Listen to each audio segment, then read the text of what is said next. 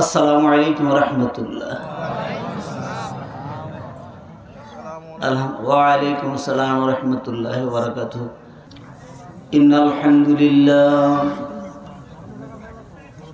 হামদুলিল্লাহি নাহমাদুহু ওয়া নাস্তাঈনুহু ওয়া নাস্তাগফিরুহু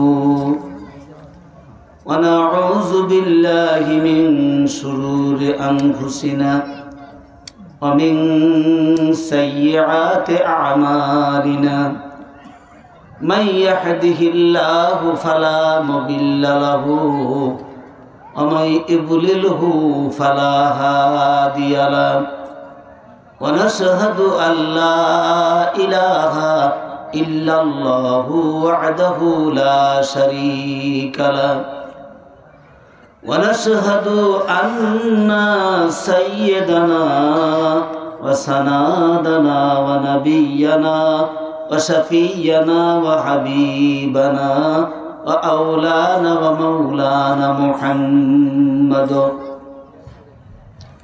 قال الله تعالى في كلام ومن الناس من يقول آمنا بالله وباليوم الآخر وما هم بمؤمنين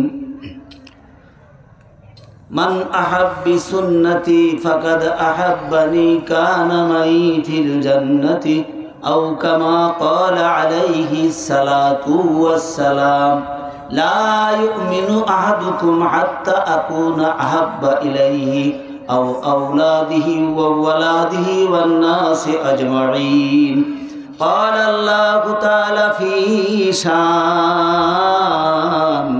إن الله وملائكته يصلون على النبي يا أيها الذين آمنوا صلوا عليه وسلموا تسليما صلى الله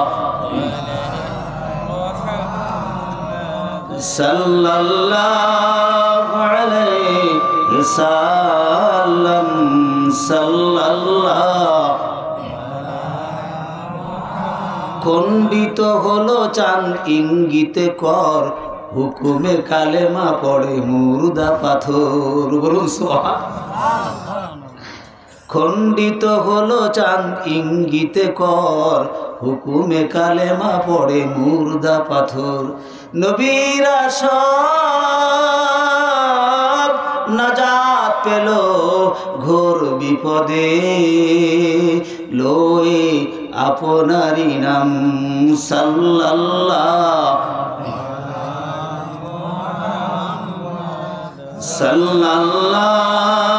আলাইহি সাল্লাল্লাহু আরশ আলোয় গেলে মেরাজ রাতে মধুর মিলন হলো খোদার সাথে বলুন সুবহানাল্লাহ। পৃথিবীতে যত নবীরা এসেছে কোন নবীর ভাগ্যে হয় নাই আরশ আজিম পর্যন্ত যাওয়া। গেছেন কে? আমাদের নবী। আরশ আলোয় গেল মেরাজ রাতে মধুর মিলন ছিল খোদার সাথে লোভিয়ে তোমার পুত চায় পায়েরি ধুলো ধন্য হলো আরশ মাকান সাল্লাল্লাহু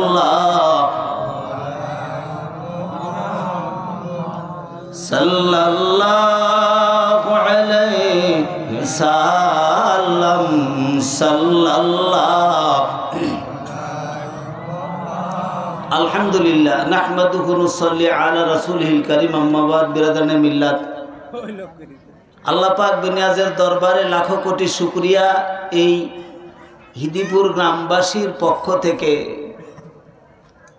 আল্লাহ আপনাদের দ্বারা ফুরফুরা শরীফের পক্ষের একটা ইসালে সওয়াব মাহফিল এখানে কায়েম মুকাম চলছে, আল্লাহ যে করার আপনাদেরকে সুযোগ দিয়েছেন, আপনার চেষ্টা করেন আমাদের মতো পাগল ছাগল আলেম টালিমে সেখানে আলোচনা করে। এই জন্য মাওলার শুকরিয়াতান আমরা আদায় করছি, আমরা বলছি আলহামদুলিল্লাহ। এই গ্রামবাসী যারা এই মাহফিলটার সপক্ষে চাঁদা পর্তা দিয়ে খাটনি করে কষ্ট করে যারা করাচ্ছেন, আমরা তাদের কাছে ঋণী, সেই সুবাদে তাদের কাছে দোয়া ভিক্ষা করছি। আপনারাও আমাদের জন্য দোয়া করবেন, আমরাও আপনাদের জন্য দোয়া করি। আল্লাহ আপনাদের এই দানটার বদলায় যেন আপনাদেরকে নাজাতের ব্যবস্থা করে দেন। দস্তবর ইসালে সাহেব মাহফিল, এমন সব উপরে বসতে হবে, একটু মহব্বতে পড়েন লা ইলাহা ইল্লাল্লাহ,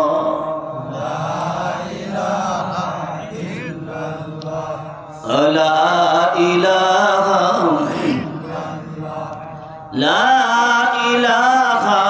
ইল্লাল্লাহ মুহাম্মাদুর রাসূলুল্লাহ। तौहीद का डंका आलम में, तौहीद का डंका आलम में बजवा दिया कमले वाले ने, बोलो ला इलाहा ला इलाहा इल्लल्लाह, ला इलाहा इल्लल्लाह मुहम्मदुर রাসূলুল্লাহ। আলহামদুলিল্লাহ। আল্লাহ পাক বেনিয়াজ তামাম পৃথিবীতে যত প্রাণী তৈরি করেছেন, সমস্ত প্রাণীকে আল্লাহ পাক বিনিয়াজ নিয়ন্ত্রণ করেন, রিজিকের ব্যবস্থা করেন, সবগুলি তার দ্বারাই হয়। মানুষ এবং জিনের ব্যাপারে রব্বুল আলামিন বলেন যে তোমরাও দুটো প্রাণী, তোমাদেরকে আমি তৈরি করলাম, একমাত্র তোমরা গোলামি করবে আমি আল্লাহ। বলুন আলহামদুলিল্লাহ। কার গোলামি করবে? আল্লাহর গোলামি করবে। তো আল্লাহর গোলামি করবে, কেমন ভাবে গোলামি করতে হয়, কিভাবে চলতে হয়, কিভাবে মানতে হয়, এগুলি জানানোর জন্যে, বুঝানোর জন্যে, শিখানোর জন্যে রিফার্মার করে কিছু গোলাম পাঠালেন। বলুন আলহামদুলিল্লাহ। নাকি বলেন কথা? কিছু গোলাম পাঠালেন। এই গোলামগুলি কারা? নবী রাসূলরা। কারা? নবী ও রাসূলরা। কিভাবে আল্লাহর গোলামি করতে হবে এই জিনিসটাকে প্র্যাকটিক্যালি দেখানোর জন্য, বুঝানোর জন্য এই মানবের ভিতর থেকে কিছু মানুষকে নির্বাচন করে তিনি তাদেরকে নিজে প্রশিক্ষণ দিয়ে দুনিয়ায় পাঠিয়েছেন, যার জন্যে প্রত্যেকটা নবীকে বিশ্বাস করা ঈমান। বলুন আলহামদুলিল্লাহ। এখন সমস্ত নবীদের পরে আমাদের নবীকে প্রেরণ করলেন। বলুন আলহামদুলিল্লাহ। সমস্ত নবীদের পরে আমাদের নবীকে প্রেরণ করলেন, যে নবী সকল নবীর আগে, বিশ্ব সৃষ্টির আগে যিনি আল্লাহ যে নবীকে তৈরি করে রেখেছিলেন। বলুন সুবহানাল্লাহ। কথাটা একটু কেমন হলো নাকি? বিষয়টা হচ্ছে, সাহাবীকে জিজ্ঞাসা করছেন আল্লাহ রসুল যে হে সাহাবী, তুমি বলতে পারো মুসাইব আমি কখন নবী? উনি বলেন আল্লাহ নবী জানে। রসুল বলেন আদম ও হাওয়া পানি ও কাদার মধ্যেও যখন মিশে নাই, আমি নবী মুহাম্মদ উম্মুল কিতাবে তখনও নবী ছিলাম। হাদিসটা কেটে দেওয়ার মতন কায়দা আপনারা মানবেন। তাইলে সেই নবীকে পরবর্তীতে সমস্ত নবীদের সর্দার করে পাঠালেন। আর তিনার পরে কিয়ামত আসবে। কি আসবে? পৃথিবী ধ্বংস হবে। এটা কি মানা যায়? পৃথিবী ধ্বংস হবে, এটা কি মানা যায়? কেন? কুল্লু মান আলাইহা ফান ওয়া ইয়াবকা ওয়াজহু রাব্বিকা যুল জালালি ওয়াল ইকরাম। তো পৃথিবী ধ্বংস হবে। পৃথিবী কবে ধ্বংস হবে, কেমনে ধ্বংস হবে তা বর্ণনা দেওয়া আছে, কিন্তু কবে ধ্বংস হবে তা বর্ণনা দেওয়া নেই। কেমন ভাবে পৃথিবী ধ্বংস হবে তা বর্ণনা দেওয়া আছে, কিন্তু কবে হবে এটা সম্পর্কে দেওয়া নাই। কিন্তু যখন হবে তার আগের কিছু চিহ্ন লক্ষণ দেখা দিবে। যেমন মেঘ যদি পশ্চিমে জটিল হয়, ঝড়ের আভাস বোঝা যায়, ঠিক না ঠিক? ঠিক অনুরূপভাবে কিয়ামত কবে আসবে তার কিছু আভাস বোঝা যাবে। সেই আভাসগুলির যে বর্ণনা আছে, সেই বর্ণনার ভিতরে যে দোষগুলি থাকবে, সেই দোষগুলি মুক্ত জীবন যারা হবে তারাই হবে আবেদ, তারাই হবে মুমিন, তারাই হবে নাজাতি। আলহামদুলিল্লাহ। যার কারণে আল্লাহ বলছেন এমন কিছু মানুষ হবে যারা বলবে আমি ইমানদার, আমি পরহেজগার। আমি আল্লাহ বলছি ওরা মুমিনও না, ইমানদারও না। কে বলছে এটা? ওমিনান নাস মাইয়াকুল আমান্না বিল্লাহ ওয়া বিল ইয়াউমিল আখির ওয়া মা হুম বিমুমিনিন। আমি ইমানদার, আমি আখিরাত বিশ্বাস করি। আল্লাহ বলছেন ও মুমিনও না, ইমানদারও না। তাহলে এই জাতের মানুষকে চিনার পথ আছে না? একটু মহব্বতে পড়েন, লা ইলাহা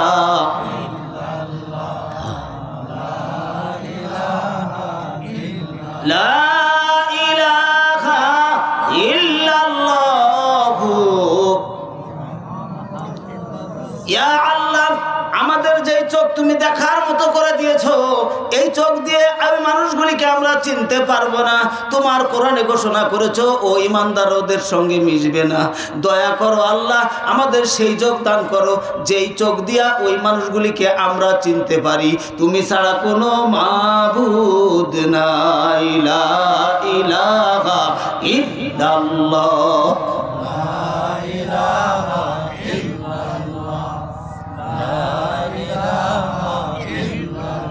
লা ইলাহা ইল্লাল্লাহু।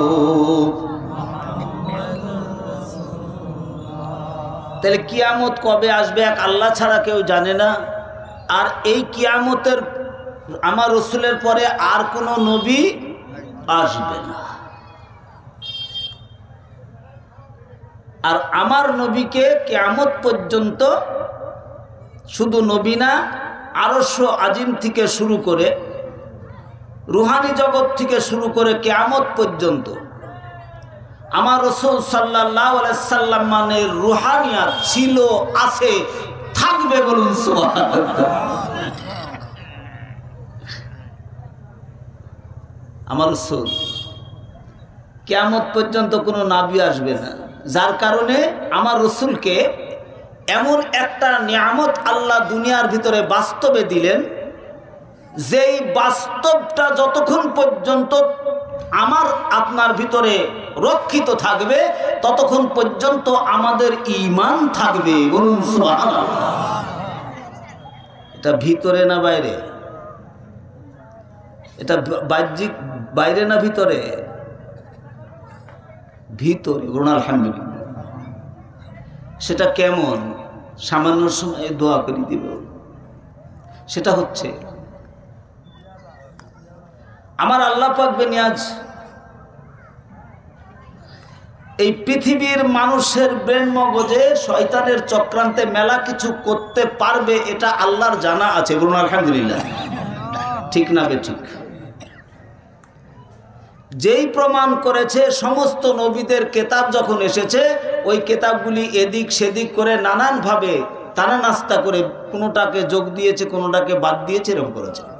পরবর্তীতে আল্লাহ বললেন, হে রাসূল, তোমার পরে কিয়ামত আসতে কত বছর হবে তা জানা দরকার নেই তোমার, কিন্তু তোমার উম্মত তারাই হবে তোমাকে যে নিয়ামত আমি দিলাম ওই জিনিস যতক্ষণ পর্যন্ত তারা আঁকড়িয়ে ধরে রাখবে। বলুন সুবহানাল্লাহ। এটা কি জিনিস? বলুন আলহামদুলিল্লাহ। জানতে বাকি আছে? তারাকতু ফীকুম আমরাইন লাম তাদিল্লু মা তামাসসাকতুম বিহিমা কিতাবাল্লাহ আও সুন্নাতে রাসূলুল্লাহ আও কামা ক্বালা আলাইহি সালাতু ওয়াস সালাম। কোরআন আর হাদিস ওদের অন্তরের ভিতরে কি বদ্ধপরিকর থাকবে। বলুন সুবহানাল্লাহ। কেমন বদ্ধপরিকর থাকবে? লা ইউমিনু আহাদুকুম হাত্তা কুনা আবালাই আও আওলাদি ওয়া ওয়ালাদি ওয়ান নাস আজমাইন। ওদের জীবন চলার ব্যাপারে, তোমার ওই সুন্নাতকে ধরে রাখার ব্যাপারে, কষ্ট পেতে পেতে যদি ওরা তরবারিতে 2 খণ্ড হয়ে যায়, আগুনের কুণ্ডলিতে ফেলে দেওয়া যায়, তারপরেও তোমার ওই আকীদা কোনোদিন ওরা ছেড়ে দেবে না। দেবে? তো সেরকম ঈমান আমাদের থাকতে হবে। এই দুটো জিনিস, একটা হচ্ছে কোরআন শরীফ, একটা হলো হাদিস শরীফ। বাস্তব প্রমাণ কি? তামান পৃথিবীর ভিতরে কোনো ধর্ম কেড়ে নেয় আমার কথা বলার দরকার নেই। তামান পৃথিবীর ভিতরে যত ধর্মাধর্মী মানুষ আছে, প্রত্যেকটা ধর্মেরই কিতাব আছে, আছে কি নাই? আছে। আচ্ছা, কোনো কিতাবের মাদ্রাসা আছে? হ্যাঁ, কি বলছে এরা? কওমি আলিয়া কেন? হাফেজ? কোনো কিতাবের হাফেজও নাই? কি ব্যাপার? কারণ কি? মাথার ভিতরে একবার যদি মানুষের বাচ্চা হয়ে একবার মাথার ভিতরে যদি ঢুকে যায়, সে পৃথিবীর কোনো যে ধর্মই করুক না কেন ছেড়ে দিয়ে ইসলাম ধর্মে মাথা লুটাবে। কেন? এই বাংলাদেশ ইন্টার পৃথিবীতে 7টা মহাদেশ আছে। কয়টা? 7টা মহাদেশ আছে। এই 7 মহাদেশের ভিতরে আল্লাহ পাক বিনাজ আমার নবীর রাজত্ব করে দিয়েছেন, যেহেতু আমা আরসালনাকা ইল্লা রাহমাতাল লিল আলামিন। আমায় আল্লাহর মিলকিয়াত যত দূর, আমার নবী মুহাম্মদের রহমত স্বরূপ আমার নবী তত দূর। বলুন সুবহানাল্লাহ। এই রাসূল যে নিয়ামত দিলেন, কি এটা? কোরআন শরীফ। এটা কি? কোরআন শরীফ। এটা কি আব্দুল্লাহর বেটা মুহাম্মদ রচনা করেছেন না আল্লাহ বলে দিয়েছেন? বলুন সুবহানাল্লাহ। হ্যাঁ, আমার নবী রচনা করেন নাই। আমার রাসূল ছিল কি, যেমন রিমোট দিয়ে না টিপা পর্যন্ত কোনো ছবি প্রকাশ হয় না, আমার আল্লাহর তরফ থেকে কোনো কথা না আসলে আমার রাসূল কোনোদিন তা বলতেন না।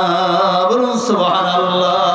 ওয়ামা ইয়ানতিকু আনিল হাওয়া ইন হুয়া ইল্লা ওয়াহয়ু ইউহা। মুহাম্মদ হরগিজ না গুপ্ত, তা না গুপ্ত কিরদেগার। মুহাম্মদ হরগিজ না গুপ্ত, তা না গুপ্ত জিবরাইল। জিবরাইল হরগিজ না গুপ্ত, তা না গুপ্ত কিরদেগার। আমার রাসূল একটা কথাও বলে নাই যতক্ষণ পর্যন্ত জিবরিল আমিন না বলতেন। জিবরিল অতক্ষণ একটা কথাও বলেন নাই স্বয়ং রব্বুল আলামিন যতক্ষণ না বলেন। বলুন সুবহানাল্লাহ। কোরআনের বিপক্ষে যদি জীবন দেয় তাহলে কার বিপক্ষে হবে? কার বিপক্ষে হবে? এখান থেকে কথাটা শেষ করব। বাজান, রাসূল আর নাই পাওয়া যায়, আছে নাকি? আমরা কি তার সঙ্গে একটু মুসাফা করতে পারবো? পারবো না? আমরা কি রাসূল সাল্লাল্লাহু আলাইহি সাল্লামের সঙ্গে মুসাফা করতে পারবো? সেই সুযোগ আমাদেরকে দেওয়া হয় নাই। মক্কাতুল মুকাররমার কাফেরের বাচ্চারা নবী দেখেছে, ওই পাগলেরা সব বসে আছে। ও আল্লাহ, তুমি দেখো ফুরফুরা রিসালা সাহাবের মাহফিলে যেই পাগলেরা চুপ করে বসে আছে, আমার মতো একটা নাপাক কুত্তা তোমার নবীর কথা বলতে চুপ করে বসে আছে। মক্কার কাফেরের বাচ্চারা তোমার সোনার মানুষটাকে দেখার পরেও পাথর মেরেছে। এই মজলিসে যেই পাগলগুলি বসে আছে, আল্লাহ তোমার নবীকে পাথর মারার মন যদি থাকতো এ মঞ্চে বসতো না। ও রব, আমাদেরকে মাফ করে দাও। বাপ যারা বসে আছো, তোমরা কি নবীকে পাথর মারার মন তোমাদের আছে? মন তোমাদের আছে? রাসূল নিজের জবান দিয়ে বলেন, আমি যাওয়ার পরে আমার উম্মতেরা দরুদ শরীফ পড়বে। আল্লাহ বলেন, নবী তোমার উম্মতেরা দরুদ পড়ার সঙ্গে সঙ্গে দরুদ তোমার রওজায় পৌঁছিয়ে যাবে। কিয়ামতের ময়দানে তোমার সঙ্গে মুলাকাত করিয়ে দেওয়া হবে। বলুন সুবহানাল্লাহ। ভয় করো কিসের? বাপজান, রাসূল আর কিয়ামত পর্যন্ত আসবে না। পরবর্তীতে কতদিন দুনিয়া যাবে তার তো ঠিক নেই। বাবা শোনো, কোনো দেশে যদি আতর সুবাস যদি কোনো দেশের থেকে উঠে যায়, তাইলে ওই দেশের মানুষ আতর যখন আর পাওয়া যায় না, তখন গোলাপ আতর যখন পাওয়া যায় না, ফুল খুঁজবে, ঠিক না বেঠিক? যে তো ওই ফুলের ভিতরে ওই আতরের সুবাস পাওয়া যায়, নাকি বলেন? ওই ফুলের ভিতরে ওই আতরের সুবাস পাওয়া যায়। নবীজি বললেন, ও আমার সাহাবীরা শোনো, আসহাবিকান নুজুম বিআইহিম ইহতাদাইতুম ইহতাদাইতুম। যারা আমার সাহাবীদের অনুসরণ করলো, আমি নবী মুহাম্মদের অনুসরণ তারা করলো। বলুন সুবহানাল্লাহ। এই ফুরফুরা শরীফ এক কথায় জবাব হবে, বাবা আমার রাসূল নাই, ও রাসূলের গন্ধ যার ভিতরে পাওয়া যায়, ওয়াকুনু মা'আস সাদিকিন, তাদের সঙ্গে মুলাকাত করতে হয়। বলুন সুবহানাল্লাহ। কথাটা বুঝে আসছে? হ্যাঁ, এই জন্য কবি লেখেন, এক জামানা সোহবতে বা আউলিয়া বেতেরাজ সালেতাত বেরিয়া। কুরআন শরীফ বলে, ওয়াকুনু মা'আস সাদিকিন। বলুন আলহামদুলিল্লাহ। বাজান, অনেকেই যারা ভুলের মধ্যে আছে, পীর নিয়ে অনেক রকমের কথাবার্তা বলো, বাপ বলা দরকার নেই। যেহেতু যেই কেতাব তুমি পড়েছো, ওই কেতাব যারা লিখেছে তাদেরকে বিচার করে দেখবে, তারা তোমার আমার চাইতে কম বুঝতো না, তাদের ভিতরে জ্ঞান ছিল। 428 কেতাব লিখেছে আশরাফ আলী থানভী রাহমাতুল্লাহ আলাইহি। উনিও লাস্ট পর্যন্ত যে বায়াত হয়েছিলেন হাজী ইমদাদুল্লাহ মুহাজিরে মক্কির কাছে। বলুন সুবহানাল্লাহ। কথা বুঝে আসছে? কাজী চিন্তা করতে হবে। এখন আমাকে আপনাকে ভাবতে হবে যে কোথায় যাবেন আর যাবেন না। যে সমস্ত মানুষগুলির কাছ থেকে ইমানদার বলে দাবি করবে, ওরা ইমানদার না। আল্লাহ যাদেরকে স্বীকৃতি দিবেন তাদের ভিতরে কি রহস্য আছে? ওয়ামিনান নাসি মাইয়াকুলু আমান্না বিল্লাহ ওয়া বিল ইয়াউমিল আখির ওয়া মা হুম বিমুমিনিন। লা ইলাহা ইল্লাল্লাহ, লা ইলাহা ইল্লাল্লাহ। এই জাতের মানুষ কারা? বলবে ইমানদার। মসজিদের মুসল্লিও সময় সময় পাওয়া যাবে, রমজানের রোজাও করবে, মক্কায় যে হজও করবে। এরকম মানুষ আছে, আল্লাহ বলছেন ইমানদার না। কেন? গোলামি করবে কার? গোলামি করবে কার? তাই তো, গোলামি করবে কার? আল্লাহর গোলামি করবে। এটাই যদি হয়, নফসের গোলামি ছেড়ে দিয়ে যারা আল্লাহর হয়ে যায় তারা হলো আল্লাহর গোলাম। বলুন সুবহানাল্লাহ। নফসের গোলাম কারা? ওয়াক্ত মতো নামাজ পড়তে পারে না যারা। এই কথা বুঝতে পারছেন আমার? নফসের গোলাম কারা? কেমন নফসের গোলাম? আজান হচ্ছে, কাজ ছেড়ে যাওয়া যাচ্ছে না। ওই কাজটা কিসের? ছেলের সুবিধার জন্যে, নিজের সুবিধার জন্যে, নিজের খাবারের জন্যে, নাকি বলেন কথা, নিজের ইস্টাবলিশড হওয়ার জন্যে। তাইলে দেখা যাচ্ছে নফসের গোলাম হয়ে রয়েছে যতক্ষণ, ততক্ষণ পর্যন্ত তুমি কিন্তু ওয়া মা হুম বিমুমিনিন। মান আরাফা, এটারে বলে মান আরাফা নাফসাহু ফাকাদ আরাফা রাব্বাহু। নফস শয়তান জাত করি মারো এমা রাশাদ বাশাদ শাফাআত জা খায়মা। নফসে যারা শোধন করে আমি আল্লাহর দিদার তাদের নসিব হয়ে যায়। বলুন সুবহানাল্লাহ। তাইলে এই নফসকে যদি আপনি ঠিক করতে চান, বাজান রে, আলিফ বা তাসা পড়ে কোরআন শরীফ পড়া যাবে, যাবে কি যাবে না? আলিফ বা তাসা পড়বেন, কোরআন শরীফ পড়া যাবে। মাসলার কিতাব পড়েন, মাসলাবিদ হওয়া যাবে। কিন্তু মাসলা ইসলাহ করার পদ্ধতি ওর ভিতরে কোন জায়গায় একটু জাল্লা ঠেকিয়ে দেওয়া আছে। বলুন সুবহানাল্লাহ।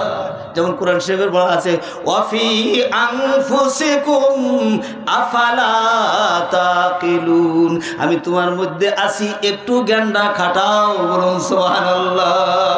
লা ইলাহা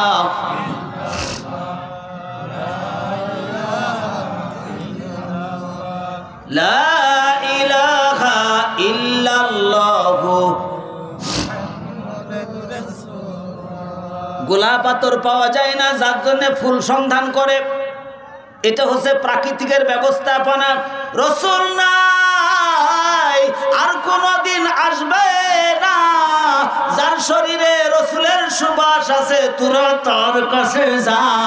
ওয়াকুনু মা'আস সাদিকিন, বলুন সুবহানাল্লাহ। এক জামানা সোহবতে বা আউলিয়া, বেতরাসাত সালেতাত বেরিয়া, বলুন সুবহানাল্লাহ। এ জাতের মানুষ দেখেন নাই? দেখেন নাই? বড় বড় বক্তা বাংলার জমিনে, শুধু ইন্টার পৃথিবীতে বহুত জায়গায় বড় বড় বক্তা আছে। বড় বড় বক্তা সারা জীবন ওয়াজ করে করে করে করে ওয়াজের দ্বারা মার্কেট বড় হয়ে গেছে, কিন্তু ওদের কথায় 10টা লোক আল্লাহর জিকির করে না। কিন্তু কিছু পাগল মার্খা মানুষ আছে, কথা বুঝেন নাই? ধুঁড়ো সাপো সাপ, কুলিম সাপো সাপ, বোরা সাপো সাপ, সাপ কিনা বা ধুঁড়া সাপে কামড়াইলে 2 বার বমি হয়, শেষ হয়ে যায়, আর কিছু হয় না। কুলিম সাপ যদি একবার দংশন দেয়, জীবন বাঁচানো মুশকিল হয়ে যায়। যেই আলেমের ভিতরে আমল রয়েছে, ওদের তারাক্কিয়াত আছে, কলবের সেই তাকত আছে, ওরা যখন একবার জিকির করতে বলে, 1 সপ্তাহ জিকির যদি করে, কথা শুনে জিকির জারি হয়ে যায়। বলুন সুবহানাল্লাহ, বলুন আলহামদুলিল্লাহ। পরীক্ষা করে দেখতে হবে। তাই বলে আমি বলছি না কোনো আলেমের বিরুদ্ধে কিন্তু যাবেন না। কেন যাবেন না? যেহেতু আলেমরা ভুল করলে ওরা বুঝবে, আমি আপনার বোঝার দরকার নাই। নিজের জীবনটাকে ইসলাহ করার জন্য আল্লাহ বলছেন, আতিউল্লাহ ও আতিউর রাসূল ও উলিল আমরি মিনকুম বিআইহিম ইখতাদাইতুম ইহতাদাইতুম। লা ইলাহা ইল্লাল্লাহ, লা ইলাহা ইল্লাল্লাহ, লা ইলাহা ইল্লাল্লাহ। বর্ণনা দেওয়ার সময় নেই, লতিফা সম্পর্কে বর্ণনা দেওয়ার সময় নেই। লতিফার বহুত ব্যাপার আছে। নাফসের মাকান নাভির নিচে এইটা বলে সব তরিকায়, কিন্তু রুহু একফা খফি সের কলব, জায়গায় জায়গায় জায়গায় এখান ওখানে এক তরিকায় এইদিকে, এক তরিকায় দিকে মৌলিক একটা কথা আছে। তার মানে কি বাজান?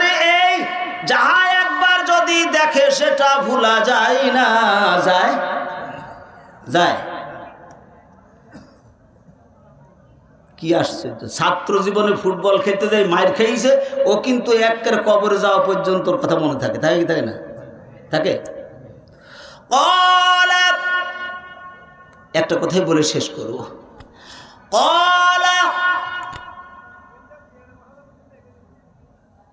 আলাস্তু বিরাব্বিকুম, ওই রুহুরা তোরা বলতো তোদের আল্লাহকে। রুহুরা বলেছিল, রব্বি আল্লাহ, তুমি আমাদের আল্লাহ। বলুন সুবহানাল্লাহ। দেখেছে কি দেখে নাই? দেখেছে কি দেখে নাই? দেখেছে? যখন বললো আলাস্তুবি, তো কোরআন শিবে আমি কি তোমাদের আল্লাহ না? তখন কি বললো? তুমি আমাদের আল্লাহ। দেখা জিনিস অদেখা হলো কি করে? এই লতিফার ভিতরে রুহের মাকান যখন কেউ তৈলয় করে, আল্লাহর কুদরতে মাবুদ রুহের রহস্য বুঝায় দাও। তুমি ছাড়া কেউ নাই, তুমি ছাড়া কেউ বুঝাইতে পারে না। লা ইলাহা ইল্লাল্লাহ, লা ইলাহা লা ইলাহা ইল্লাল্লাহ। মঞ্চে বসে মাসিক মাহফিলে শুনবেন বাজান, কান ধরে বলছি, একটাই বলে দিলাম, ওই রুহুর চোখটা যখন খুলে যাবে, আসল রহস্য বুঝা যাবে। বাজান এখন কার হয় কার হয় না এটা বুঝবেন কি করে? একটা সাধারণ মেসাল দিয়ে দেই।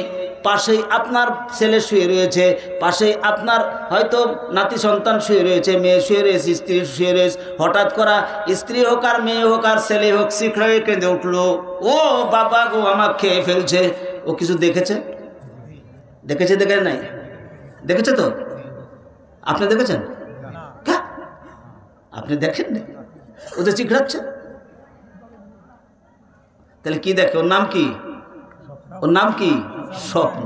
তাহলে ওখানে একটা দেখা দেখির বিষয় আছে, যে দেখে সেই জানে আর কেউ, যে দেখে সেই জানে, যে দেখে সেই জানে আর কেউ জানে না, বুঝিয়ে দিতেও পারে না। যদি জিজ্ঞাসা করা যায় কোথা থেকে আসলো, কেমনে আসলো, বুঝাইতে পারবে না। তরিকতের দেশে যদি আল্লাহ কাউকে সেই পর্যায়ে নিয়ে যায়, ও দেখলে বুঝাইতেও পারবে। বলুন সুবহানাল্লাহ। তেক দরজা রোদখানা আউলিয়াস দিদারে উষা সমারা কিমিয়াস রবমানি কোষারো সুরত পরাস যাকে মানি বর্তনে সুরত পরাস থাম নিশানি আলে মানি বাসতা আমাতা বিও হাম বাসিফাদা। বাজান রে, বাহ্যিকভাবে আমি আপনি যে কায়দায় যে চেহারার মধ্যে আসি না কেন, কিয়ামতের ময়দানে এই চেহারার বিচার হবে না, বিচার হবে ভিতরের চেহারার। বলুন সুবহানাল্লাহ। এই জাতের মানুষগুলিকে চিনার পথ কি? সাধারণভাবে শরীয়তের মাসলায় যেটা বলে, ওরা মুমিন ঈমান দাবি করবে, কিন্তু ওদের দুইটা জিনিস খোলা থাকবে। কয়টা জিনিস? দুইটা জিনিস। কি কয়টা জিনিস খোলা থাকবে? একটা হলো আল্লাযীনা হুম আনিল লাগঈ মুরিদুন, ওদের জবানটা ঠিক থাকবে না। জবানটা কেমন? যেখানে বলবে সব ঠিক আছে, আল গিবাদ ওয়া সাদ্দু মিনাল জিনা, ওরা গীবতের মধ্যে মেতে থাকবে। নবী বলেন আমার উম্মতেরা ওদের পাল্লায় পড়িস না রে। কথা বুঝে আসছে? ওয়াজের মাসলা যতই শুনেন সরাইতে পারবেন না গীবতকে। কেন? ওর পেছনে চাবি চলতেছে। সেই দিন পারবেন গীবত সরাইতে। সিরের মাকানের পরিশুদ্ধতা লাভ হবে যেদিন, ইল্লাল্লাহর মুগুর মেরে যেদিন সিরের মাকান শেদ হবে, সেই দিন গীবত থেকে বাঁচা সম্ভব হবে। বলুন সুবহানাল্লাহ। একটু বলি লা ইলাহা ইল্লাল্লাহ,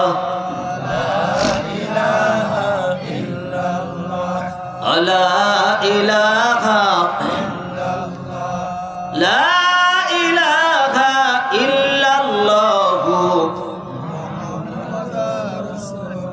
আপনি বলেন গীবত, পরনিন্দা, পরচর্চা সদাই আপনি আমি করতে আছি, করবে না কারা?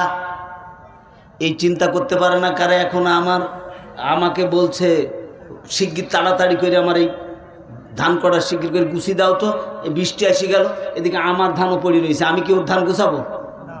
হ্যাঁ, কেন? মানে আমার ধান গুছাইতে আমার কাম সারা? ঠিক না বেঠিক? তা যদি হয়, আমার ভিতরে আমি আল্লাহর কট্টর প্রেমীর ওই দিকে তাকানোর সময় নাই। কখনো জানি মৌতের ঘন্টা বেজে যায়, তুমি ছাড়া কেউ নাই, সদাই তোমার মাফ চাই। আল্লাহ আল্লাহ আল্লাহ আল্লাহ আল্লাহ আল্লাহ লা ইলাহা ইল্লাল্লাহু মুহাম্মাদুর রাসূলুল্লাহ। আল্লাহ আল্লাহ क्या मुबारक नाम है, अल्लाह अल्लाह क्या मुबारक नाम है, अल्लाह अल्लाह मोमिनों का काम है गुप्ते अल्लाह मोमिनारा माय डियर फातिहातुल बागे जन्नत कम हियार। बोलो सुबहानाल्लाह। বাজান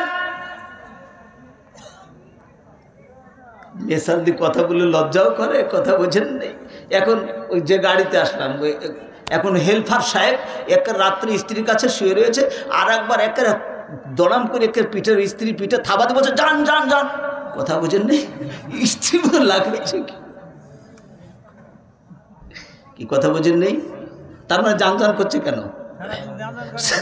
সারাদিন যান যান করে, শোয়ার পরেও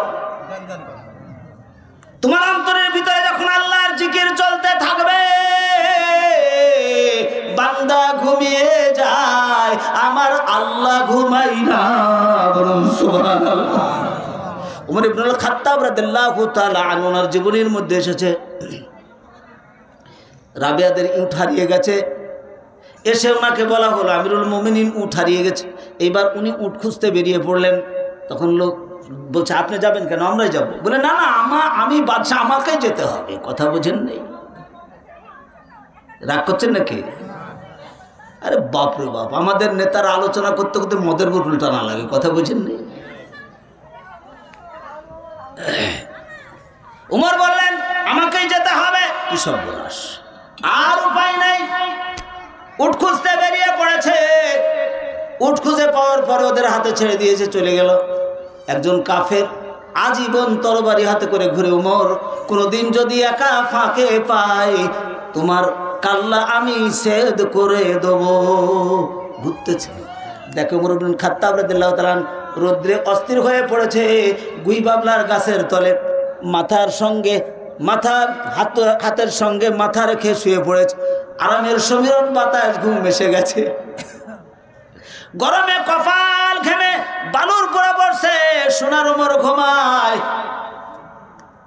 কাফের নিকটবর্তী হওয়ার পরে দেখে এই তো আজ তোমার মুহাম্মদের আল্লাহ কতি তোমায় ঠেকাবে কে? তরবারি বের করে। হঠাৎ করা বাঘের একটা কঠিন আওয়াজ হয়। কাম করে আওয়াজ দেওয়ার সাথে সাথে তরবারি ছিটকায় গেছে। তরবারিটা ছিটকানোর পরে তরবারি জমিনের পরে খাড়া ও থরথর করে কাঁপে। সোনার মানুষের ঘুম ভেঙে গেছে। চেতন হয়ে বলছে ভয় করো কেন? আমি খলিফাতুল মুসলিমিন উমর তোমার সম্মুখে, তোমার ভয়ের কোনো কারণ নাই। কি হলো তোমার? কথা কয় না। বারবার জিজ্ঞানোর পরে মাথা চাপড়ায় আর ফুপায়ে কান্দে আর কয় দয়া করুন, আমাকে মুসলমান বানাইলেন, মাফ করে দেন। বলে বিষয়টা কি একটু বলো। বলে আমি আপনাকে মারার জন্য যখন উদ্যত হয়েছি, কে জানি বলল উমর ঘুমাই রে, উমরের আল্লাহ ঘুমাই না। উমর ঘুমায়? উমর ইবনে খাত্তাব রাদিয়াল্লাহু তাআলা মাফ করে দিলেন। কালমা পড়ে মুসলমান হলো। আজও পৃথিবীর ভিতরে এমন মানুষ আছে ওরা ঘুমিয়ে যায়, ওদের কলবর ভিতরে আল্লাহর জিকির জারি থাকে। বলুন সুবহানাল্লাহ। সেটা মৌলানা সাহেব হলেও হতে পারে, সাধারণ একটা মাঠের কিসিন হলেও হতে পারে। কথা বোঝেন নেই? কাজী বাজান রে, দিলটাকে তৈরি করে কবরে যাওয়ার চেষ্টা করতে হবে। যেহেতু মরণের সময় কি পড়তে হবে? লা ইলাহা ইল্লাল্লাহ,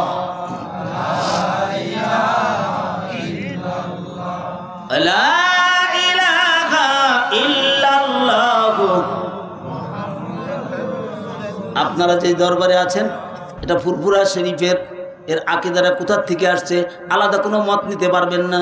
সেটা হচ্ছে আমার শায়েখ আবু ইব্রাহিম উবাইদুল্লাহ সিদ্দিকী আল কুরাইশি নাকি বলেন, ওনার পীরের নাম হাইমে জামান আমিরের শরীয়ত আবু নসর আব্দুল হাই সিদ্দিকী আল কুরাইশি।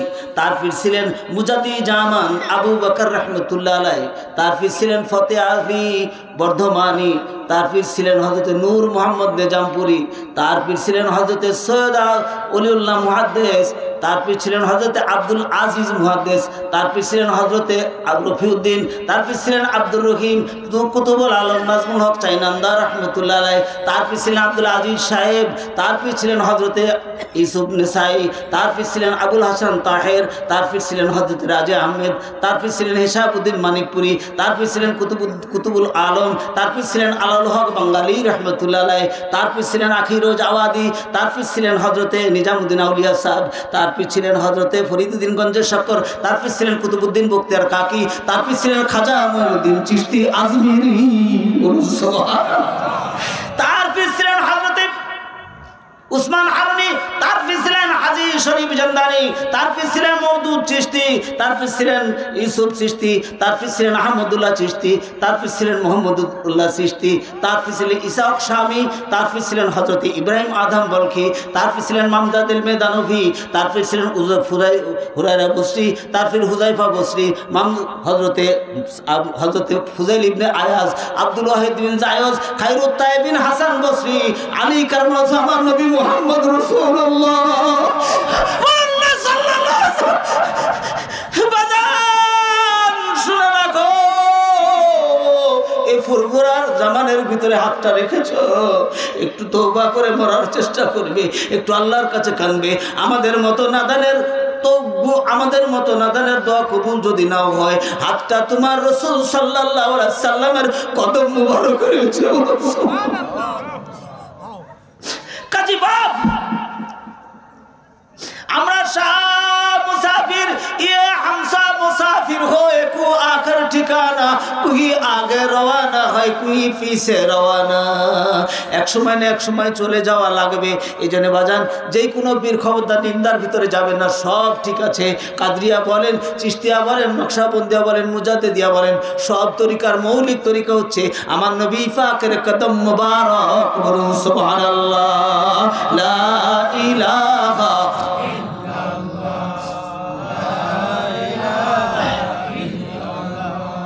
লা ইলাহা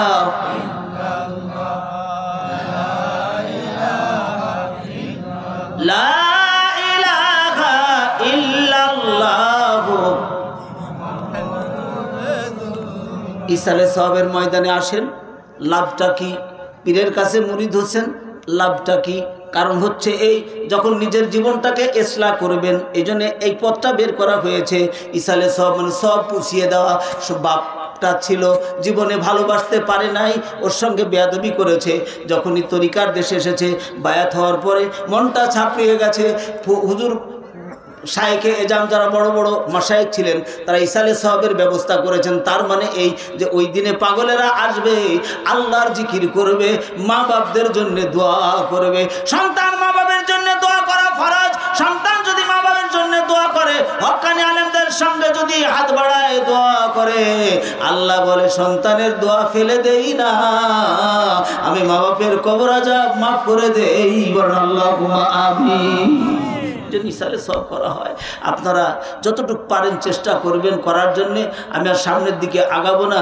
একটাই শেষ কথা আমার, যে আপনারা যে যে দরবারে বায়াত আছেন, শায়েকের কথাটা মেনে চলবেন। হ্যাঁ, যদি শায়েক কখনো শরীয়তের খেলাফ কথা বলে, ওখান থেকে সরে যাবেন, ওখান থেকে সরে যাবেন। শরীয়তের খেলাফ কথা যেমন একটা কথা আছে, নামাজ সেজদা কাকে করতে হবে? সেজদা কাকে করতে হবে? আল্লাহকে করতে হবে। নামাজের শুরু থেকে শেষ পর্যন্ত সব চাওয়া পাওয়া, কিন্তু সেজদাটা হচ্ছে একমাত্র আল্লাহর। বলুন সুবহানাল্লাহ। যেমন কিরকম? সূরা লা সালাতা ইল্লা বিফাতিহাতিল কিতাব, সূরা ফাতিহা ছাড়া নামাজ হয় না। নাকি বলেন কথা? সূরা ফাতিহা ছাড়া নামাজ হয় না। এই কথাগুলো শেষ করলে আবার আরেক জ্বালা বাড়বে। বর্তমান বাংলাদেশে কিছু আলেম সাহেব আবার বলছেন ইমামের পেছনে সূরা ফাতিহা শরীফ পড়তে হবে। এই কথা ভালো করে পড়, ভেবে দেখতে হবে। এ সম্পর্কে বহু দলিল আছে। ইমামের পেছনে মুক্তাদির দায়িত্ব, ইমামের কেরাত শোনা, এর বেশি কিছু নয়। বলুন সুবহানাল্লাহ। কোনো মত চলবে না। কথা বোঝেন নেই? এ সম্পর্কে যদি ফতোয়া দিতে হয়, বহুত মাসলা মাসাইল আছে। ইমামের পেছনে পড়েন আর আপনি পড়েন, সূরা ফাতিহা শুনছেন, ওখানে বলা হলো আলহামদুলিল্লাহি রাব্বিল আলামিন। ও মাওলা, সমস্ত প্রশংসা একমাত্র আপনারই জন্য, তামাম বিশ্বের মালিক রে। আর রহমানির রহিম, পরম করুণাময় দয়ালু দাতা আপনি। মালিক ইয়াউমিদ্দিন, কিয়ামত দিবসের মালিক। আমার মরণ হবে, কবরে যাব, উঠব, কিয়ামতের মালিক হবেন। ইয়াকা না'বুদু ওয়া ইয়াকা নাস্তাইন, আমি আপনার ইবাদত করছি। আল্লাহ ইহদিনাস সিরাতাল মুস্তাকিম, আমাকে ভালো রাস্তা দেখায় দেন। সিরাতাল লাযীনা আন'আমতা আলাইহিম, খারাপ রাস্তার দিকে দিবেন না। ওয়ালাদ দালিন, আমিন, আমাকে গজবের ভিতরে ফেলবেন না। বাস হয়ে গেল। এরপরে ধরেন সূরা তাব্বাত ইয়াদা পড়া শুরু করলেন। তাব্বাত ইয়াদা আবি লাহাব ওয়া তাব্বা, আল্লাহ ওই আবু লাহাবের স্ত্রীর হাত ধ্বংস করে দাও, ধ্বংস করে দাও। দুই হাত, কথা বুঝেন নেই? এটা বলছেন কেন? আলাম তারা কাইফা ফাআলা রাব্বুকা বিআসহাবিল ফিল, ও রাসূল তুমি কি দেখো না আমি হাতিওয়ালাদের সঙ্গে কি ব্যবহার করেছিলাম? এটা না? তাহলে আপনি সূরার ভিতরে এটা বলছেন, একসময় মাপ চাইলেন, তারপরে যখন বলছেন সুবহানা রাব্বিয়াল আযীম, মহান স্রষ্টা আমার, সকলের ঊর্ধ্বে যার প্রশংসা, কপাল চাপড়িয়ে দিয়েছেন। সুবহানা রাব্বিয়াল আলা, সকলের ঊর্ধ্বে আপনার প্রশংসা, আপনার প্রশংসা, আপনার প্রশংসা। এমনি করতে করতে তরিকতপন্থী একসময় বলে আপনি কই, বলুন সুবহানাল্লাহ। বাজানরে বলার সময় নাই নামাজের হাকিকত সম্পর্কে, তাইলে মূল কথা শরীয়তের এই পর্যন্তই থাকা যাক। সবগুলি ছেড়ে দিয়ে যখন সেজদার মধ্যে চলে যায়, বান্দা সেজদার মধ্যে লুটে পড়ে, আমার আল্লাহ কয়, দেখ রে ফেরেশতারা, তোরা আমাকে দেখে সেজদা করো, আর আমার বান্দা আমাকে না দেখে সেজদা করে। এটাই নামাজ, এটাই নামাজ। এর বহু হাকিকত আছে। আপনারা 5 জায়গায় নামাজ পড়বেন। যদি কোনো তরিকতপন্থী এই কথা বলে যে নামাজ ছাড়া ইবাদত হয়, জানবেন যে ওর চাইতে বড় ভণ্ড আরেকটা নেই। ওর চাইতে বড় ভণ্ড আরেকটা নেই। এ সম্পর্কে যদি বুঝাইতে যায় অনেক কোরআন হাদিস ঘাটতে হবে। এক কথায় জবাব, নামাজে যে মুসাল্লামায় আসতে পারে না, নামাজের মুসাল্লামায় যে আসতে পারে না, জানবেন যে ওর ভিতরে ইবাদতের কোনো রওয়া নেই। এক দ্বিতীয় হচ্ছে জবানটাকে সুন্দর রাখার চেষ্টা করবেন, সদাই সর্বদা জিকিরে থাকবেন। আর আরেকটা কথা, ফুরফুরায় যারা মুরিদ আছেন, আমি জোড়হাত করে বলবো, খেয়াল রাখবেন, মা বাবার সঙ্গে বেয়াদবি করবেন না। কি কথা বুঝে আসছে? কার সঙ্গে? কার সঙ্গে? যদি মা বাপ বেয়াদব হয় তারপরেও নয়। মিল্লাতা আবিকুম ইব্রাহিম। অনেক ছেলে আমাদেরকে, আমরা পীর সাহেব আমাদেরকে আব্বা বলে, যার জন্য অনেকের মাথার ভিতর গরম হয়ে যায়। আবার কোন কথা, আব্বা বলে একমাত্র আব্বাকে ছাড়া অন্য কাউকে ডাকা যাবে না। আগে মাদ্রাসায় ভালো করে পড়াশোনা করো গা, কোরআন শরীফটা ভালো করে পড়ো গা। বাপ কয় প্রকার? বাপ কয় প্রকার? বাপ হলো 2 প্রকার বাপ। একটা হলো মাজাজি, আর একটা হলো হাকিকি। তামাম বিশ্বের আদি পিতা আমার বাবা আদম। সুবহানাল্লাহ। ঠিক না বেঠিক? ঠিক না বেঠিক? মিল্লাতা আবিকুম ইব্রাহিম ওয়াসাম্মাকুমুল মুসলিমিন। সমস্ত মুসলমানদের জাতির পিতা ইব্রাহিম খলিলুল্লাহ। বলুন সুবহানাল্লাহ। বাপ কয়টা হলো? 2টা হলো।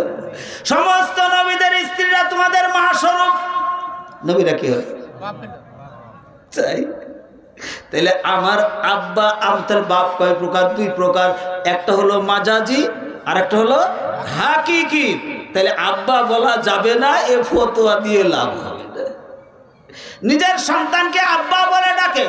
রাসূল সাল্লাল্লাহু আলাইহি সাল্লাম হযরত হোসেনকে বুকে জড়িয়ে ধরে বলতো, ভাইয়া ভাইয়া ইয়া আখি। বলুন সুবহানাল্লাহ। কোথাকার আজ কোথায় লাগাবেন? আবু জাহেল হাতের ভিতর পাথর নিয়েছে, নিয়ে বলছে, এই হাতের মধ্যে কি আছে বলে দাও, কালমা পড়ে নিব। রাসূল সাল্লাল্লাহু আলাইহি ওয়াসাল্লাম হাতে চুপারে জিবরিল বলছেন, ইয়া রাসূলুল্লাহ, আপনি বলেন হাতের মধ্যে কি আছে, নাম বলে দিবে। যখন বলছে হাতের কি, তো হাতের ভিতরে বলছে, আমি পাথর, ও রাসূল কালমা পড়ছি। বলুন সুবহানাল্লাহ। পাথর আউড়ি দিয়ে ছেড়ে দিয়ে বলছে, তুই পাথরকে জাদু করেছ। কথা বোঝেননি? পাথরে যার কথা শুনে কপালে চুমা দিয়েছে, বুকের সঙ্গে জড়িয়ে ধরেছে। ফুরাতের পানি আজও বয়ে যায়, ওই পানি কত শিয়াল কুকুরে খায়। যাকে মুসলমান বলে অনেকে দাবি করছেন, এজিদ মুসলমান বলে দাবি করছেন। আপনি মুসলমান বলতে পারেন, আমি আনসারী সাহেব জীবনেও মুসলমান বলবো না। যদি তাই হতো ওই পানি বন্ধ করে দিত না। বাজারে ফুরাতের পানি আজও বয়ে যায়। রসুলের চুমা খাওয়া সন্তান পানির অভাবে বংশ শুদ্ধ ওই কারবালায় ধ্বংস হয়। আপনি কি বলতে চান ওই ফেরাউনের ওই ওই ওই এজিদের বংশ আমাদের সমাজে নাই? হ্যাঁ, রসুলের আদর্শ যাদের ভিতরে আছে। এক শ্রেণীর মানুষ আছে, এজিদের মাথায় টুপি ছিল, পাগড়ি বাঁধত, সবই ঠিক ছিল, মসজিদের ইমামেও ছিল, কিন্তু বাজান মুসলমান যারা বর্তমান বিশ্বে ছিল, আছে, থাকবে, কোনোদিন এজিদকে ভাইয়া বলে মেনে নিবে না। নেবে? নেবে? ঠিক অনুরূপ ভাবে আমার আপনার জীবনের ভিতরে টুপিওয়ালা দেখলেই ভুলে গেলে চলবে না। কথা বোঝেন নাই? টুপি ভালো, জুব্বা ভালো, পাগড়ি ভালো, কিন্তু ভিতর ভালো না। চলবে? চলবে? চলবে? খবরদার, চিন্তা ভাবনা করে বায়াত হবেন। আর যে পীরের কাছে বায়াত হন না কেন, খবরদার খেয়াল রাখতে হবে যে তার যে হুকুম, তার যে হাকিকতের হুকুম এটা আপনি মানবেন। এর দ্বারা ইনশাআল্লাহ আল্লাহ যদি তৌফিক আতা করে রসুলের দরজা পর্যন্ত আল্লাহ আপনাকে পৌঁছিয়ে দেবে। বলেন আল্লাহুম্মা। খেলাফে শরীয়তের কোনো কাজ কোনো পীর যদি করে সেখানে যাওয়া যাবেন। একটু মহব্বতে বলেন আল্লাহুম্মা।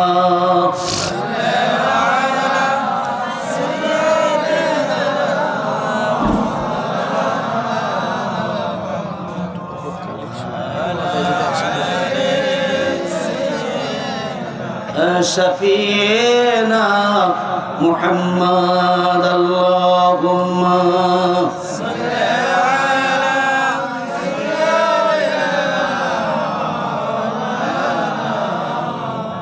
वला आले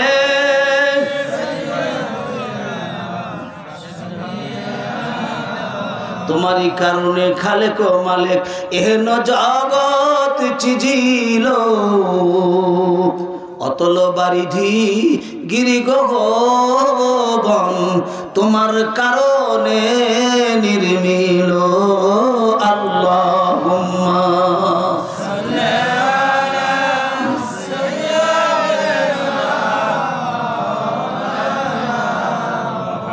ওয়ালা আলে সাইয়্যিদিনা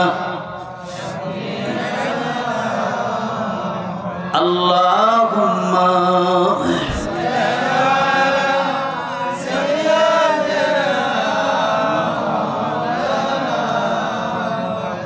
ওয়ালা আলে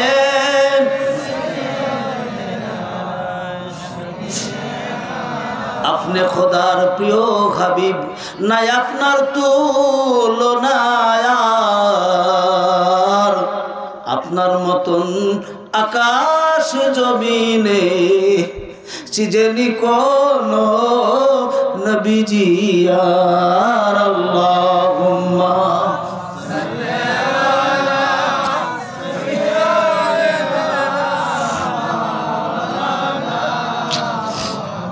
ওয়ালা আলে সাইয়্যিদিনা। আলহামদুলিল্লাহ। তবে বাবা যে কথাগুলি বললাম লাস্টে একটা সমাধানের কথা বলি। দলিল দিয়ে সব জিনিস পুজিয়ে দেওয়া যায় না। দলিল দিয়ে সব জিনিস পুজিয়ে দেওয়া যায় না।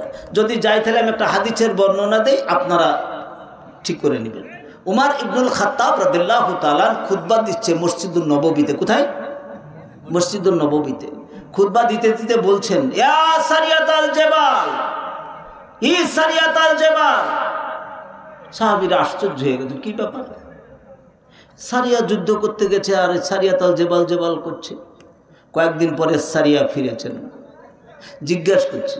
সারিয়া বলছে, আমরা পাহাড়ের পাশ দিয়ে যেতেছিলাম, ওই পাহাড়ের ভিতরে শয়তান কাফেরেরা আমাদেরকে মারার জন্য ওত পেতেছে। হঠাৎ করে উমরের কণ্ঠ শোনার পরে আমরা প্রতিবাদ করে ইসলামী যুদ্ধে জয়ী হয়েছি। বলুন সুবহানাল্লাহ। দলিল দিয়ে পুঁজিয়ে দেওয়া যাবে? হ্যাঁ, যাবে কি?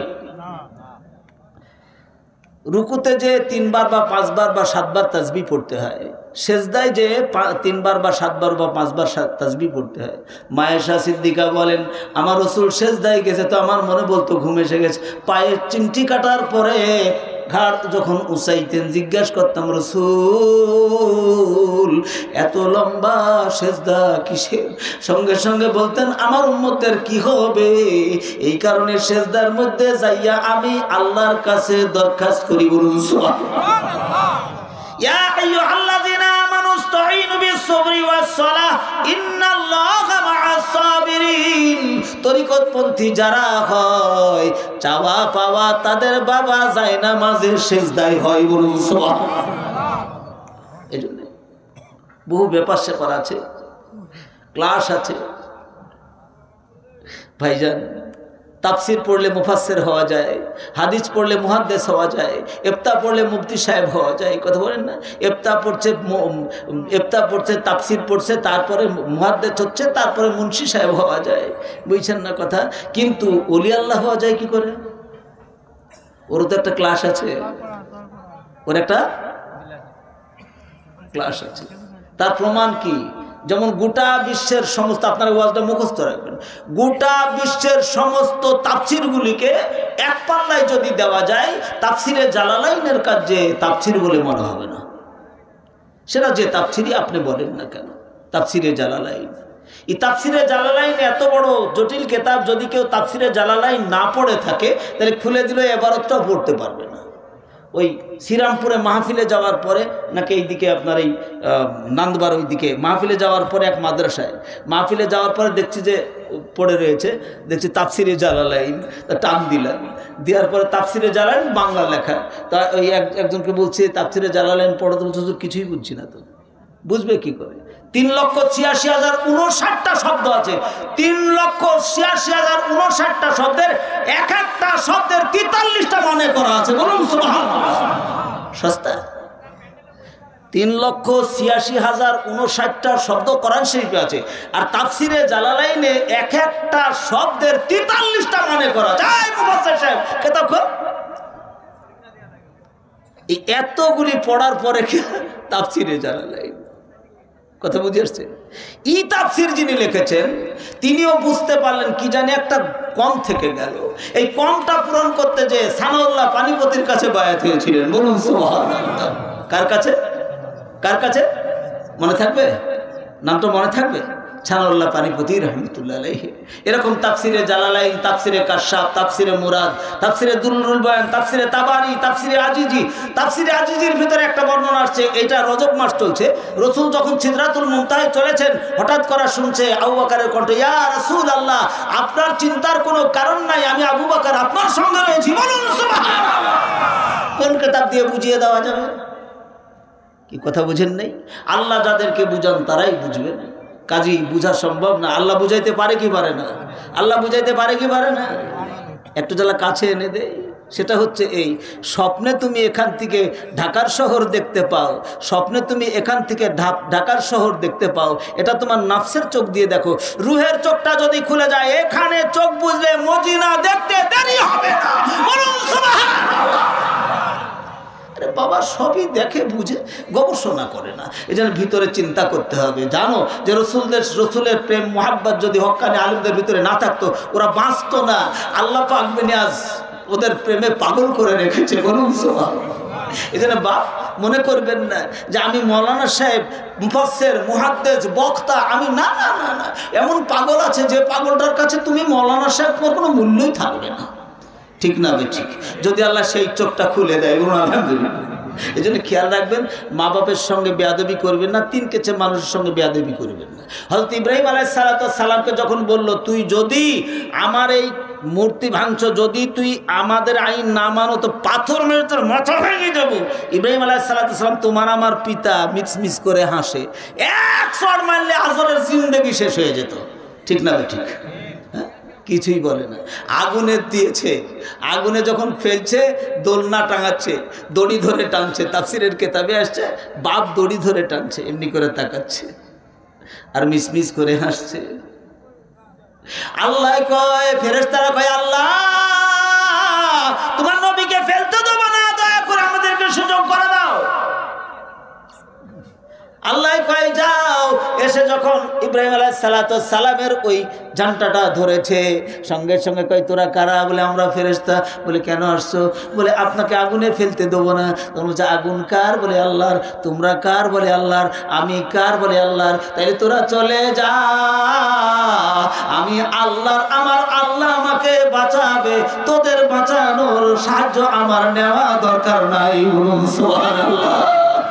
अल्लाह अल्लाह तू मेरा माबूद है, अल्लाह अल्लाह तू मेरा मकसूद है। যখন চলে গেল এরপরে ফেরেশতারা বলছে, আল্লাহ তোমার বান্দা এত বড় কঠিন, সাহায্য চাই না। বলে জানিস না রে, যখন দোলনার থেকে টান দিয়ে ফেলে অনেক লম্বা চড়া কেছে, ওয়াইদিনদের মুখে শুনবেন যখন পড়ছে, তখন আল্লাহ বলছেন, কুলনা ইয়া নারু কুনি বারদাউ সালামান আলা ইব্রাহিম। ওই আগুন ঠান্ডা এত ঠান্ডা হয় না, আমার নবীর গায়ে ঠান্ডা লেগে যাবে, এত গরম থাকবে না যাতে গরম লাগবে। আগুন হলো ফুল বাগিচা, আল্লাহর নবী জ্বলে না। বলেন আল্লাহুম্মা। ই নবী বাবা এত বড় অন্যায় করার পরেও বাবার নাই, হাত তুলে দোয়া করছে, আল্লাহ আমার বাবাকে একটু জাল্লা মাফ করে দাও। আল্লাহ কয় ইব্রাহিম হাতটা নামাও, তোমার আব্বাকে মাফ করা যাবে না, কিয়ামতের ময়দানে জাহান্নামে দেবো। ইব্রাহিম কান্দে, আল্লাহ আমার বাপ জাহান্নামে যাবে, বুঝবো কি, কেমন করে সহ্য করব? বলে এমন ভাবে জাহান্নামে যাবে তুমি টেরই পাবা না। বাজান, এই জন্যে চিন্তা করতে হবে। নবী প্রশিক্ষণ দিয়েছে, বাবা যদি বেয়াদবি করে, সন্তানের বেয়াদবি করার ইখতিয়ার নাই। তোমার বাবা আমার বাবা ইব্রাহিম খলিলুল্লাহ, সুবহানাল্লাহ, ঠিক না ঠিক? তোমার বাবা আমার বাবা ইব্রাহিম খলিলুল্লাহ। বাবা শিখাইলেন, বাবা যদি বেয়াদবি করে তোরা বেয়াদবি করবি না। উম্মতে মুহাম্মদি যারা, বাজান রে, কোন কথা কোথায় লাগাইব? রাসূল সাল্লাল্লাহু আলাইহি সাল্লাম আরশ আজিমে গেছেন, পা মোবারক যখন আরশে দিয়েছেন, খড়ম খুলে থরথর করে আরশ কাঁপে। আরশ কাঁপে আর কয়, ইয়া রাসূলুল্লাহ, ও আল্লাহ রসুল, আপনি খড়মটা খুলে আমার উপরে আসবেন না। ও রাসূল, খড়ম খুলে আমার উপরে আসবেন না, খড়মটা পায়ে দিয়ে আসেন, আমি ধন্য হব। বলুন সুবহানাল্লাহ।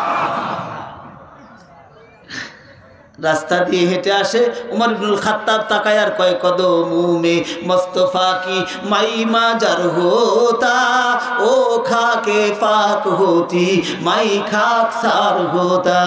এই রসুল এত দামের মানুষ, অথচ দুধমাতা হালিমাতুস সাদিয়া, দুধমাতা অলম্বা চড়া কেচ্ছা দুধমাতা হালিমাতুস সাদিয়া কয়েকদিন দুধ খাওয়াইছিলেন, কয়েকদিন দুধ খাওয়াইছিলেন। কত বড় নকশার কথা, কয়েকদিন দুধ খাওয়াইছিলেন। যখন গেছে, লোকজনের ভিতরে যখন আসছে, রসুল তাকিয়ে রয়েছেন, অনেক লম্বা চড়া কেচ্ছা। যখন কাছে আসে, তার আগে আসরের নামাজের সময় জিবরিল আমিন মসজিদের ভিতরে ঢোকে, আল্লাহ নবী পাগড়ি পেড়ে দিলেন। জিবরিল পাগড়িটা তুলে মাথায় করে দাঁড়িয়ে রয়েছে। আল্লাহ নবী জিগায়, জিবরিল পাগড়ি মাথায় করলি কেন? বলছি, ইয়া রাসূলুল্লাহ, তোমার পাগড়িতে বসতে পারে এত দামের ফেরেশতা আল্লাহ আরশ আজিমে তৈরি করে নাই। অথচ পায়ের তলে মা হালিমাতুস সাদিয়া আসছে, রুমালটা যখনই বেড়ে দিয়েছে, পাগড়ির উপরে পা দিয়ে যখন চুপ করে বসে পড়ে, সাহাবী আজমানের মুখের দিকে তাকায়, আশ্চর্য ব্যাপার, যার পাগড়িতে জিবরিল বসে না, এখন মানুষে পাগড়ির উপরে বসে। আস্তে আস্তে ইশারা করে, সাপড়াই সাপড়াই, কান্দের ভিতরে মাথাটা নিয়ে কয়, আল্লাহ তোমারে বাবগো মুহাম্মদ, আল্লাহ তোমারে দীর্ঘজীবী করুক। রাসূল বলেন, আমার গায়ের চামড়া দিয়ে যদি ওর পায়ের জুতা বানিয়ে দে, এক ধার দুধের দাম শোধ দেওয়া যাবে না। কবি লেখেন, খেদমতে মা দার ফেদার কোন এখতিয়ার, তাসবিয়াত মাল দৌলত বখতিয়ার, খেদমতে মা দার ফেদার কোন সব হুসাম, তাবিয়া বি হরদ আলম নে কোনাম। তাম পৃথিবীর মালগুলি যদি এক পাল্লায় তুলে দিয়ে মায়ের পায়ে তলে দেওয়া যায়, এক ধার দুধের দাম কোনোদিন সন্তান শোধ করতে পারে না। যার কারণে মা বাপের অবাধ্য সন্তান, আল্লাহ রাসূল বলেন, মা বাপের অবাধ্য সন্তান জাহান্নামে যাবে, যার বিরুদ্ধে ফেকার কেতাবে কোনো জায়গায় এর মাসলা লেখা হয় না। এজন্য চেষ্টা করবেন, ইসালে সাহেবের ময়দানে আসবেন, দোয়া করবেন, আল্লাহ আমাদেরকে সকলকে আমাদের মা বাপের জন্য দোয়া করার তৌফিক দাও। বলেন আমিন। একটু পড়ি, লা ইলাহা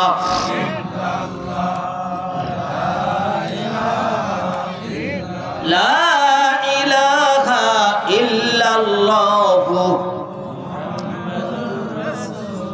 আলহামদুলিল্লাহ, আমাদের ফুরফুরার একটা স্বভাব আছে বাবা।